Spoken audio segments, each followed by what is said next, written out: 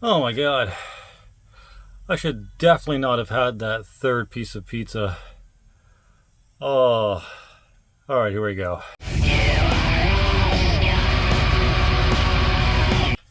How's it going, everyone? Welcome back to the Black Metal Rebellion. I am your host, Jesse Morgan, aka Slammerella, and it is the 26th episode of Horror Movies to Watch or Avoid. We got a pretty good stack this time, if you couldn't make out what they were from the thumbnail. Hopefully you weren't peeking too hard so we can have a little bit of surprises in this one. The first one we're starting off with, in my opinion, is a gem from childhood, and I watched this tons of times with my dad, and I tried to get a copy a while back, and it was a pile of shit because it skipped probably about a quarter of the way through the movie, and every other scene it skipped, and every time I switched a chapter it skipped.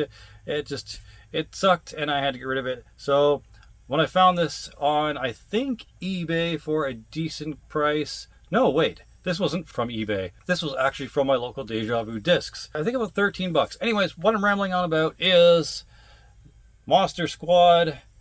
It is from 1987. Really, really good kind of cheesy family horror film with all of the Universal monsters in it, basically. But I don't think this was actually on license from Universal, so they were just kind of generic monsters. I don't know if there's rights related to Dracula and Universal and all those kind of names, but either way, it had Dracula in it, had the Mummy in it, it had Frankenstein in it, had the Wolfman, it had a creature possibly from a Black Lagoon. But yeah, this is the double disc 20th anniversary edition, so that's really, really cool. Comes with a crap ton of features. So basically the Goonies or Sandlot, but with Universal monsters in it and a group of kids that are a kind of self-proclaimed monster squad where they have to stop and fight monsters. In this one, Dracula leads the monsters in a quest to get some sort of ancient red ruby jewel thing. And if they get it before, I guess, midnight on a certain day, they are able to bring all of the monsters permanently into our realm. It's cheesy 80s goodness, so if you like cheesy horror monster flicks, there should be no reason why you don't like the Monster Squad. This was an instant classic again from my childhood. Had to get a copy. Love this film. I give it a 7.5, maybe an 8 out of 10, depending on the day. Have to show my kids this sometime soon. Really, really like it. The Monster Squad. Next up is definitely a couple of avoids. The Journey into Darkness documentary that is on Shudder, I think that's the name of it. I'll put it here. It says that this was really, really good and significant for certain reasons, but I do not like these. This is Waxwork 1 and 2. 2 is even more ridiculous. Waxwork is, I don't know, it's supposed to be a staple in horror for some reason. These group of kids go to this wax museum, and if they step across the red rope barrier, they get transported into the realm or the time period of that piece. So like the Phantom of the Opera, the Wolfman, Dracula, probably some mummies, and then some weird French torture sadomasochistic things is in here as well.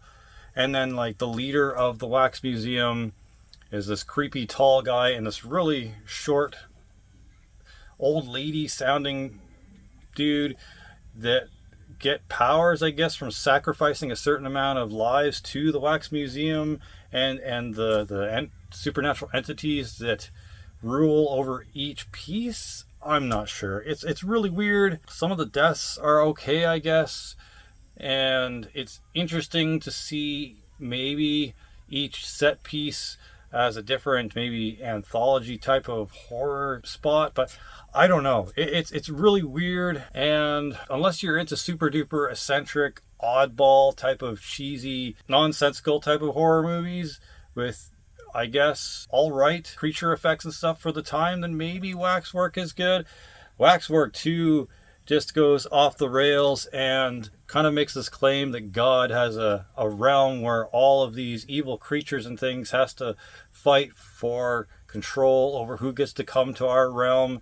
There's a lot of weird movies like that where the evil has to do a certain thing in order to claim occupancy of Earth realm for whatever reason. Yeah, Lost in Time is even worse and weirder than the first Waxwork. Don't like them. Waxwork 1 I'm going to give a 4 out of 10, and Waxwork 2 I'm going to give a 3 out of 10. They're pretty bad. If you maybe want to pick this up in a $5 bin, if you can ever find it for that much, maybe if you're intrigued. Otherwise, I would maybe try to find a place where you could stream it. I don't think it's going to be on Shudder. Maybe it is. Go check there, but don't spend too much money on these if you don't know you're going to like it. So, yeah, I would avoid this one. Avoid Waxwork 1 and 2. Next, I've been kind of on a Phantom of the Opera DVD mini obsession, and one of the ones that I ended up getting was pretty much just because of Robert Englund, but he apparently isn't a Phantom of the Opera 2 as the Phantom. This one is pretty good. I would say maybe the very first color Phantom of the Opera would be good, and then maybe the 2000s one, and then this, and then the other ones that are out there. But this is pretty good. Robert Englund really portrays the Phantom in this solidly, and his aggressiveness and his evil and his mustache twirling villain type of character is perfect in this.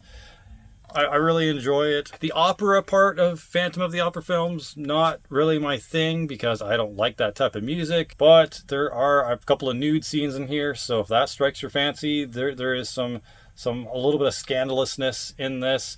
I think another one that I have also has some scandalousness in it too. Some sleaze, as the giallo community would call it. But yeah, if you like Robert Englund, and if you're curious as to any of the Phantom of the Opera movies that are out there, definitely check out the Phantom of the Opera with Robert Englund. It's pretty good. I really wouldn't expect too much out of it, but for it being a Phantom of the Opera, for it being a Robert Englund movie, for it probably not being too huge of a budget, I got a kick out of it, and it's definitely a watch for me, and I am going to give it a 6.5 out of 10. Not bad. Phantom of the Opera with Robert Englund from 1989. Alright, the next one I didn't think I had already, so I bought it, and I remember maybe 2 or 4% of it anyways, so it's good to get a rewatch, and I like this artwork better than the one that I already had. What I'm talking about is Frankenstein Unbound. Roger Corman's Frankenstein Unbound. This is a very strange Frankenstein movie indeed. It starts off in a distant future where there's a lot of technology going on and futuristic clothing and vehicles and stuff. The scientist from Los Angeles in the year 2031, which funnily enough is only about 7 years from now, so we'll see if we're anywhere close to the future of Frankenstein Unbound by then. He has this car that is basically the DeLorean. It's basically a Back to the Future car, and he has this technology that opens up a wormhole and sends him back in time to Mary Shelley's Frankenstein period. And of course, Dr. Frankenstein in this being a fellow scientist and taking intrigue in the main character, that dude right there, and his expertise in science kind of recruits him to help create the monster and the bride. Of course, the main character, John Buchanan here, is a good scientist, not a mad scientist, so he goes along with it a bit, but he also tries to outwit Victor Frankenstein, and his monster kind of overpowers him at a point, and they both convince him to turn the DeLorean, basically, into a machine that can harness the energy of lightning. Again, another Back to the Future type of thing, to power the creation of the bride of the Frankenstein monster. And a bunch of things go kind of array at the end. I'm not going to spoil it, but the ending is pretty interesting. Has kind of a Planet of the Apes ending, if you remember the original one with Charlton Heston. So, yeah, pretty interesting Frankenstein type of film. If you haven't seen this and you're into Frankenstein at all, I would recommend this one. It's strange, it's unique. The monster in it's pretty gruesome and powerful. The technology is pretty interesting in this, and the journey that the Doctor goes on from the beginning of the film to the end of the film is quite intriguing. So yeah, definitely do yourself a favor and check out Frankenstein Unbound if you haven't. There is this cover, and then one with this cover. This is the one I already had. You can gotta get a sneak peek at what the monster sort of looks like here. He looks better in the movie, but yeah, so I already had this one, but I liked this cover better just because it's more iconic looking. So yeah, if you see these, either one of these on the shelf, pick one up. Good movie. Glad to have it in my collection.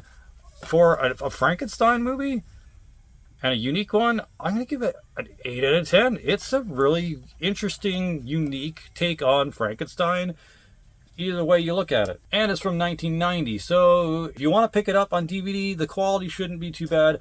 I don't think there's a Blu-ray of this, so you might just have to pick it up on DVD regardless. There you go. There's your task for this video. If you know if there's a Blu-ray version of this, comment down in the comment section and let me know so I can tell you've got this far. Cheers.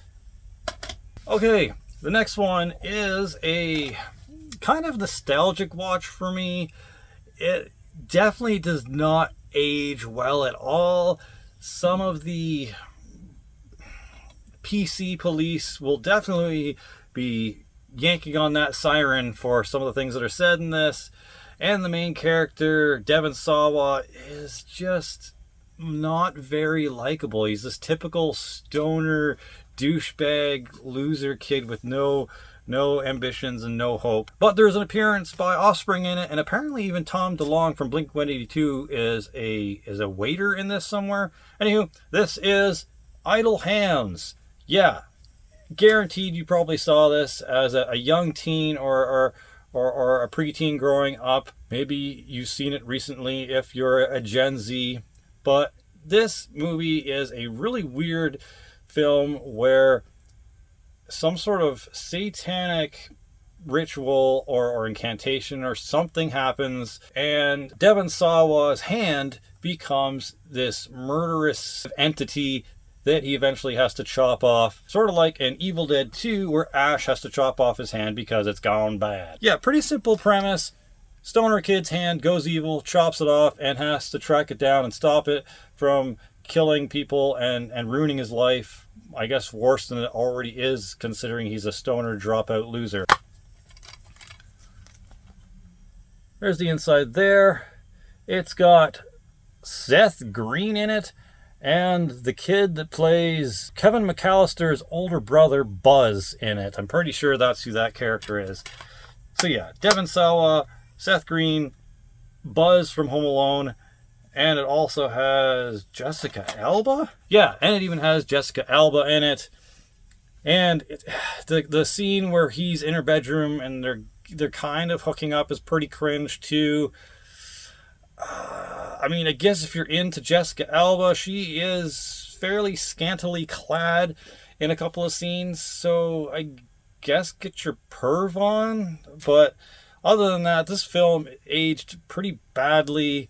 Again, I enjoy the fact that the Offspring are in it for a couple of seconds, being a punk, and some of the kills are kind of amusing, but other than that, it ages really, really bad. I'm gonna have to say, unless you're super duper nostalgic on this one, and you remember it fondly from your earlier teens, don't pick this up. I would give it a 4 out of 10. not a very good horror movie, even a comedic horror. It's kind of cringe. So yeah, this one just tipped the scales on the avoid. But let me know what you think of Idle Hands. Is this a classic for you, or do you agree with me that it aged poorly and kind of cringe? Let me know. Idle Hands from 1999. All right, the next one is kind of a supernatural kind of classic almost. It's almost as classic as Sixth Sense, I'd say, if you remember it. This is a Michael Keaton classic. This is White Noise, and I only had White Noise 2 for the longest time. That one's really good. I'm gonna have to watch that one again to really remember the whole events of it. I feel like it might have been even better than this one. Maybe not. Maybe I'll come back here and say which one's better in the future. We'll see. But yeah, Michael Keaton, his wife dies. It's not really a spoiler. It's kind of the main plot of this whole thing. If you ever look up a trailer, that's probably going to be in it. But anyway, his wife dies, and then he goes to some sort of paranormal researcher, dabbler team that has this whole, we can pick up ghosts using the static of TV and use EMF and stuff to pick up the voices from beyond. And we think we've caught your wife on our machines, and now Michael Keaton's obsessed with it, but he's not really into it at first. He's like, you're crazy, leave me alone. I'm trying to get over, my wife being dead. But they bring him into it, and they're like, yeah, we've got messages from the beyond, from your wife and whatever. And he kind of gets obsessed and goes a little too far. It's pretty creepy. Back in the day, this was definitely a banger, in my opinion. There's the disc there.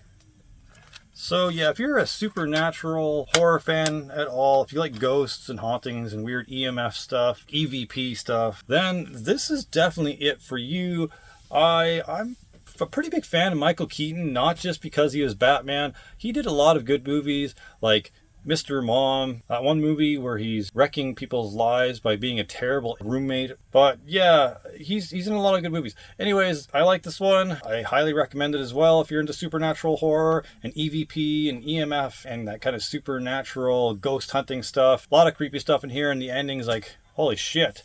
I don't really think anyone expects the ending. Everyone's probably hoping for a happy ending. Maybe that's a spoiler, but good film. I give it a 7.5 out of 10. Maybe an 8. This one came out in 2004. And if you like this one, the second movie is pretty good as well. So yeah, White Noise with Michael Keaton.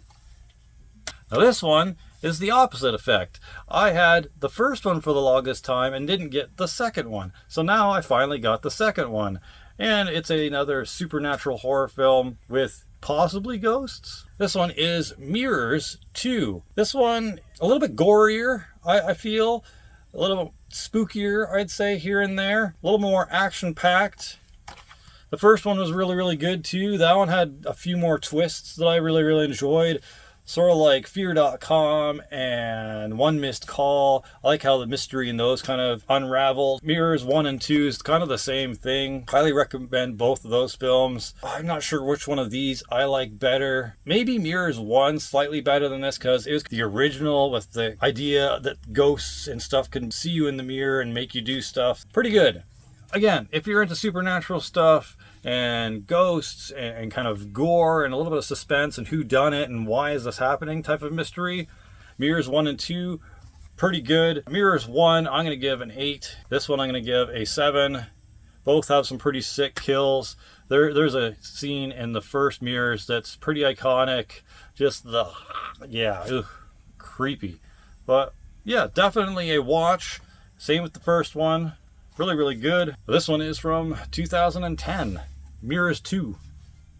Alright, the next two are some femme fatale films. Very, very wide apart on the intensity and shock and awe.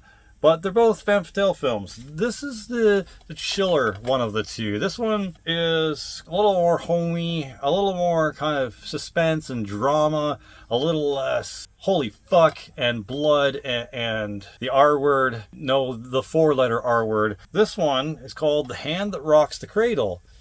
This one, if you're getting into femme fatale films, This is probably one of the tamer ones, but the whole feisty, attractive woman stealing your man, making you out to feel crazy, plotting against you, doing things that are harmful to you, while everyone else looks at you like, what's wrong with you? This person seems perfectly fine, but they're destroying your life. Yeah, this is that, but a little tamer than most that are like that. This does have a pretty slightly intense ending, nothing super duper crazy like the next one I'm going to show you. But yeah, if you want to dip your toes into kind of classic femme fatale films, The Hand That Rocked the Cradle is definitely it. Again, no crazy gore, no like high speed action packed stuff going on. This is more of a slow burn, dramatic, creepy, piss off type of femme fatale film where you feel kind of bad for the main character because they keep getting screwed over and no one believes them, and this main woman in here really weasels their way between the two of them, even though the main guy, he's trying to be good. You know, he's doing some shady stuff. He's hanging out with his ex. Nothing's really happening, but you know, he's not being squeaky clean. And meanwhile, the main wife character of the film is dealing with the child, dealing with her husband's questionable activities, dealing with the psycho that's in the middle there, acting a fool and driving her nuts, but also like trying to collect evidence that she's actually this crazy person and trying to figure out where she's coming from and why she's doing what she's doing. Yeah, it's quite the psychological fuck. If you like femme fatale films, this would be a pretty good one to start. The Hand That Rocks the Cradle, from this day. That's where it is, because it doesn't have it on the back of this. But yeah, if you're into femme fatale or you're looking to get into femme fatale, definitely check out The Hand That Rocks the Cradle. Might dip your toes into that genre, because not too many people I feel on this platform are into femme fatale horror films. They're not usually super duper gory, not usually super duper supernatural or high paced, but sometimes you get some crazy shit like the next one. The last one on this list is another femme fatale horror film, but this is more of a female revenge femme fatale horror film. This is I Spit on Your Grave 2. This one is all kinds of fucked. There's the back there. This one is not something to jump into lightly. If you've seen the first original I Spit on Your Grave and the remake of I Spit on Your Grave, you probably know what you're in for with this film. Basically, this woman, in this film at least, goes to a big city to become a model, and she goes and takes some pictures with these kind of sus guys, but they've got canvas in the background, they've got lighting going on, they've got a camera and a small tiny little crew, so she feels all right with it. She takes some pictures with them, and then of course, being creeper guys as some do in the business, they tell her, hey, these pictures and photo shoot would be great if you maybe took your shirt off a little bit, and it gets a little cringe. She's like, nah, I'm good. I'll just take what I have and get out of here. Thanks. But that's not good enough for these dudes. Nope. One of the guys, I'm pretty sure this guy here, follows her home to her apartment, talks to her, tries to convince her to come back, do some more photo shoots. And when she's about to close the door after taking the USB of her shots, he kind of forces her way in. Things escalate. He takes advantage of her in a really violent, gross way, and then he calls his film crew and brothers or whatever they are to come clean up the mess and take care of her. She's captured by these people, taken to the middle of Europe. I can't remember the country. I think it might be Russia, but I'm not sure. Either way, she has to fight off them, escape from wherever they get her, and then once she's finally collected herself, she forms a plan to seek revenge on these people and act the worst vengeance and brutal kills imaginable. There's torturing, there's killing, there's the big R word in here, aggressive assaults in places you don't want it. Yeah, but her getting revenge on them and kind of doing it back to them in different ways, chef's kiss. Because you want to see her get revenge on these assholes so badly by the time she's able to get away. It's really good. And then I'm pretty sure the character from this, maybe even the same actress, is in I Spit on Your Grave 3, Vengeance is Mine. So it's kind of cool that those two connect, because the other Spit on Your Grave films don't really connect, because the first one and the remake are not connected, except for the fact that it's basically similar plot and different time period, modernized and all that. There is a fourth one, but good luck trying to get a copy of that for A, cheap, and B, region 1. You're going to have a multi-region Blu-ray player or multi-region DVD player to get it, unless you live on Australia or the UK or something. I'm not sure, but it does exist. It's called I Spit on Your Grave 4 Deja Vu, which is funny because I get all my used movies from Deja Vu. Yeah, this one is brutal. It's graphic. It's traumatizing. Like, this is not something you go into and watch to have a good time. It's a very heavy film. So, yeah, just go into these series with caution, especially this one, I think. They're all pretty crazy and a little intense, but yeah, this one kind of has a few scenes in that I never want to see again, except when I rewatch it. I Spit on Your Grave 2 from 2013, aka Day of the Woman 2, apparently, is for me a 7.5 out of 10. It could have been better here and there for certain reasons, but also it's really intense. So that is the last of this horror movies to watch or avoid. Let me know which one of these you've seen. Let me know if I've turned you on to anything new and what you're going to be checking out from this pile. Hopefully I've turned some of you on to the femme fatale horror films subgenre.